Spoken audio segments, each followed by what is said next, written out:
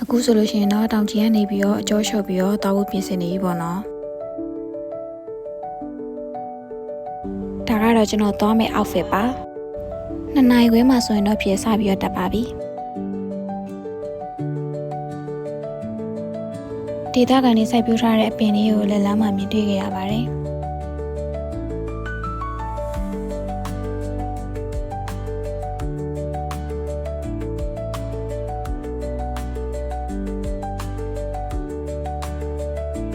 ဒါတော့ကျွန်တော်ပေါ့နော်သွားမှအရင်ပျော်နေပြီ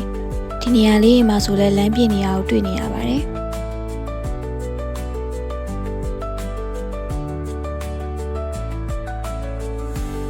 ဒီပန်းလေးတွေကလေဘာပန်းလို့ခေါ်လဲတော့မသိဘူးပေါ့နော်ကြည့်ရအရင်လာလို့ရိုက်လာခဲ့ပါတယ်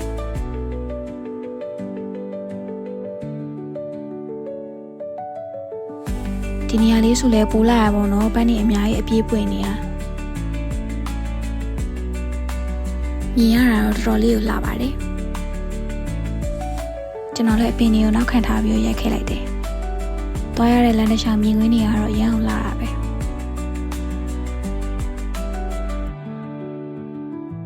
ဒီရေကြတန်လေးရလဲကျွန်တော်စိတ်ကိုကြည်လင်စေခဲ့ပါတယ်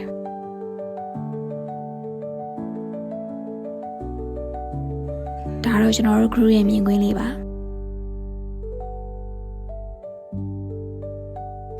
ဒီမှာဆိုလို့ရှိရင်လည်း cherry ပန်းတွေအများကြီးပွင့်နေရပေါ့နော်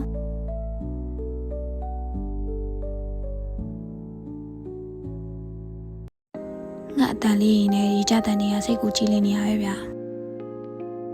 လွယ်မိုင်းတောင်သူဆွေနေရောက်ပါပြီဒီနေရာကလေအဖန်ရှာဆန်နေပေါ့နော်ဒီလိုနေရာမျိုးလေး 3-4 ခုလောက်တွေ့ခဲ့ရတယ်ဒီနေရာလမ်းနဲ့ကျတော့ကျွန်တော်တော်တော်သွားရတာအဆင်ပြေပါတယ်ဒီ cherry ပင်ဆိုတော်တော်ကြီးပါတယ်အဲ့ဒါနဲ့ကျွန်တော်လည်းဒီအပင်နဲ့ရိုက်ခဲ့လိုက်ပါတယ်လှလားမသိဘူးကျွန်တော်ပြောပါတယ်ဒီအရှိမဆိုလည်းတောက်လျှောက်ပွင့်နေပါတယ်ဒီမြင်ဝေးကတော်တော်လေးကိုလှပါတယ်လမ်းကတော့ဒီလိုအပင်တွေကြားမှာသွားရတာပါဒီ view ကလေအရမ်းအောင်လှပါတယ်တက်လာတဲ့တခြားပင်ပန်းလာတဲ့နဲ့အများမြင်ကွင်းတွေကအရမ်းလှလာတော့မောလို့မောမှန်းတော့မသိတော့ပါဘူးကျွန်တော်ကတော့တဟီးဖြစ်နေတော့မှာပဲဘေးတစ်စောင်းကြည့်ရတော့လှနေရဲ့ဗျာ view ပြောပါတယ်ရိုက်နေတာမသိဘူးဆိုတဲ့ပုံနဲ့မသိကြအောင်ဆောင်လိုက်ပါတယ်ကင်မရာကိုတွေ့သွားပြီပေါ့နော်လမ်းတစ်လျှောက်မှာအမိုက်တွေမပြစ်ခဲ့ကြဘူးမြစ်တာရက်ခံပါတယ်ဗျာဒီနေရာဆိုလမ်းကတော်တော်ချင်းနေပေါ့နော်အောက်မှာလည်းကြောက်ကြည့်လုံးဝအဖန်ချပါပဲဒါပေမဲ့ဒီမြင်ကွင်းလေးကတော့ကျွန်တော်စိတ်ကိုအေးချမ်းစေပါတယ်ဒါကတော့အရှိမဆိုလို့ရှိရင်လက်ဆင်ရှိပါတယ်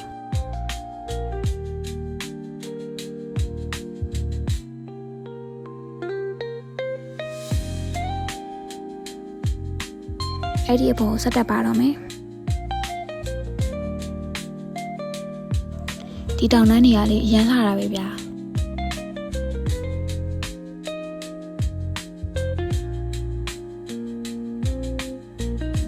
ဝါအေဂျင့်နေရောပဲဗျာဒီလမ်းတစ်လျှောက်မြင်ရတဲ့မြင်ကွင်းကအရန်လှတယ်ပေါ့နော်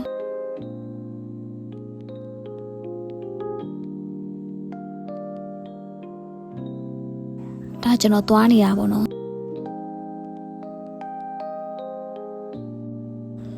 တဟီးဖြစ်နေစေပါပဲအေးချမ်းနေရောပဲဗျာအရန်ပျော်နေပါပြီအပေါ်ရောက်လာတဲ့နေမြတော်တော်လေးကိုအေးလာတယ်ပေါ့နော်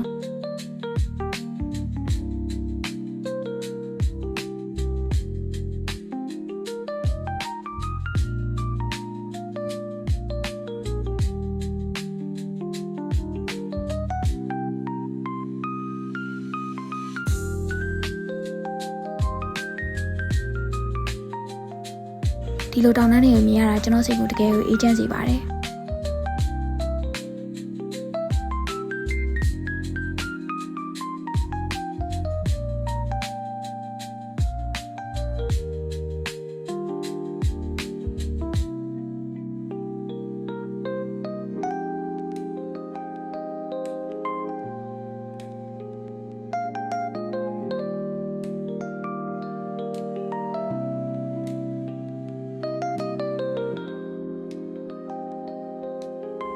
တောင်ပေါ်ရောက်လာတဲ့နေများမြင်ကွင်းနေရာပို့ပြီးတော့လှလာပါတယ်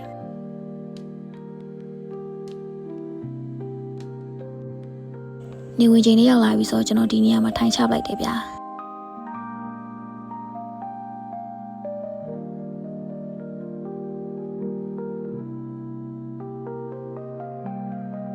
ညနေဆောင်လာတဲ့အချိန်မှာတော်တော်လေးကိုအေးစိမ့်စိမ့်ဖြစ်လာတယ်ပေါ့နော်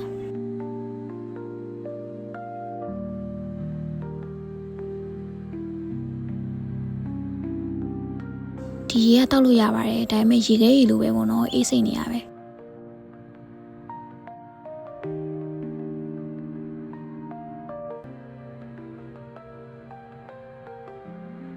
ဒီမှာဆိုလဲစီရီတဆူရှိတယ်ပေါ့နော်ကျွန်တော်ရဲ့ခြေလမ်းတွေကတော့ရိုင်းနေလာပါပြီဒီနေရာမှာပဲလေးခဏများလိုက်ပါတယ်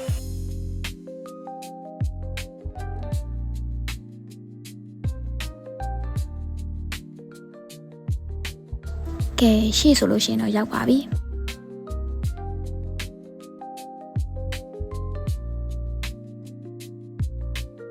တောင်ပေါ်ရောက်တဲ့အချိန်တွေကဒီဘူးလေးနဲ့ကွက်တီပဲပေါ့နော်6နိုင်မှဆိုလို့ရှိရင်တောင်ပေါ်ရောက်ပြီးတောင်တက်ချိန်3နိုင်ခွဲကြာခဲ့ပါတယ်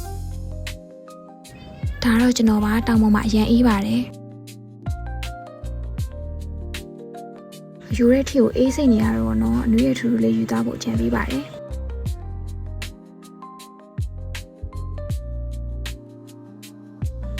ဒါတော့အငွေ့တွေထုတ်နေရကျွန်တော်ပါ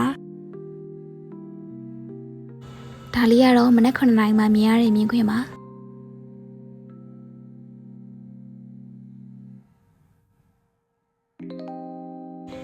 လေတွေကလည်းအရင်တိုက်ပြီးတော့အေးစိတ်နေရပဲပေါ့နော်ဒီမှာဆိုလို့ရှိရင်တောင်စလက်ပန်းကြီးကိုမြင်နေရပါတယ်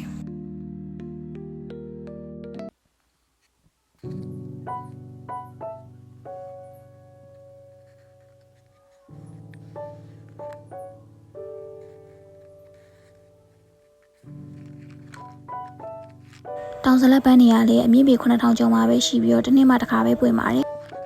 နက်ဆာဆိုင်ပြီးတဲ့အချိန်မှာတောင်အောက်ပြင်စီခဲ့ပါတယ်ဒီနေရာလေးကလေးနည်းနည်းအနေရများရပေါ့နော်အောက်မှာလောက6ကြီးပဲလမ်းကလည်းအရင်ကျင်းပါတယ်အစင်းမှာတော့ကျွန်တော်ရဲ့ခြေလမ်းတွေကအရင်အောင်မြင်နေခဲ့ပါတယ်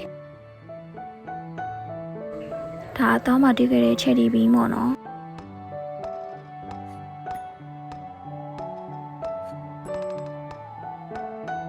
စိုက်ခင်းတွေကိုလည်းအများကြီးတွေ့ခဲ့ရပါတယ်ဒီပန်းလေးတော်လှရပါတော့ကျွန်တော်အနီးကပ်ရိုက်ပြပေးပါမယ်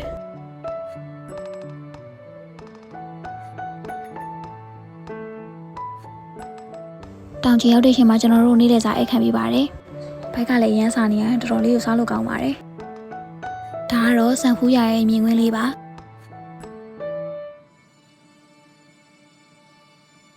ဒီခီးစဉ်တစ်ခြားလုံးကလည်းကျွန်တော်စိတ်အေးချမ်းမှုကိုပေးစေခဲ့ပါတယ်ချယ်ရီပန်းကိုဒီထွတ်သွားမှစမြင်ဘူးလေကျွန်တော်တော်တစ်ချိန်လုံးငင်းမောနေခဲ့ရပါတယ်အပြန်မှာတော့ကြောက်ခချားရွာတော့ကျွန်တော်တို့ဝင်ပါတယ်ဒီမှာဆိုလို့ရှိရင်ပို့အုပ်လူမျိုးတွေနေရပါတော့ပကြီးကားတစ်ချက်လိုပဲအရင်လှပပါတယ်